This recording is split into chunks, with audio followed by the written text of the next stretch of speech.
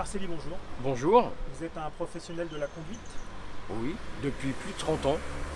Alors, 2023, vous me l'appreniez il y a peu de temps, c'est les 100 ans du permis de conduire à 18 ans. Oui, ça date depuis 1923 et cette année on fête les 100 ans. Je pense que derrière il y a aussi ce gouvernement veut peut-être laisser une trace concernant le permis de conduire comme ils ont déjà fait il y a quelques années en arrière. Alors, la Première ministre s'apprête à annoncer sans doute la conduite à partir de 17 ans, mais une conduite effective, puisque ça existe déjà. Et qu'en pensent les professionnels?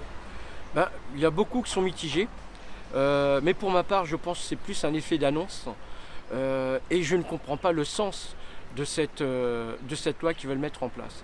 Puisque comme vous l'avez dit tout à l'heure, ça existe déjà avec la conduite accompagnée à 15 ans et ils peuvent passer le permis à 17 ans. Le tout, c'est de mettre la loi en place et de leur dire, ben voilà, vous pouvez conduire à 17 ans.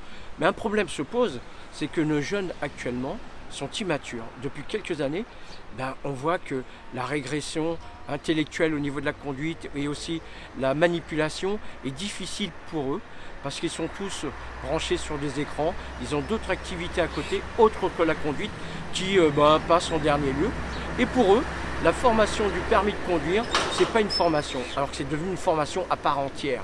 Alors qu'on me fasse croire que c'est pour les gens qui sont dans les campagnes et qui ont besoin de leur permis de conduire pour avoir de la mobilité, j'y crois pas. Alors, vous souleviez un point important. À 17 ans, on n'est pas majeur. Oui. Donc, la responsabilité de qui? Parce que actuellement, ils vont prendre la voiture de leurs parents. Quand ils ont le permis, ils sont 18 ans, donc les parents sont responsables. Mais à 17 ans, lorsqu'on aura son permis, qui sera responsable en cas d'accident grave, voire même mortel? L'enfant qui a 17 ans ou les parents?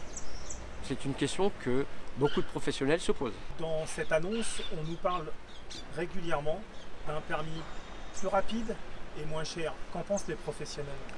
Alors, un permis plus rapide et moins cher, c'est pas possible. Si on veut le rendre plus rapide, à ce moment-là, que les gens passent sur boîte automatique. Ça coûte moins cher. Mais par contre, baisser le tarif horaire d'une leçon de conduite, c'est pas possible, avec toutes les charges que les entreprises ont autour d'elles et qui n'arrêtent pas d'augmenter.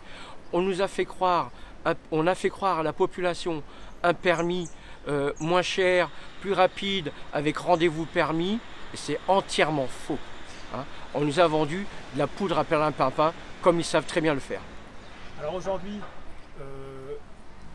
très exactement, une formation au permis de conduire, c'est combien d'heures, vous qui êtes professionnel?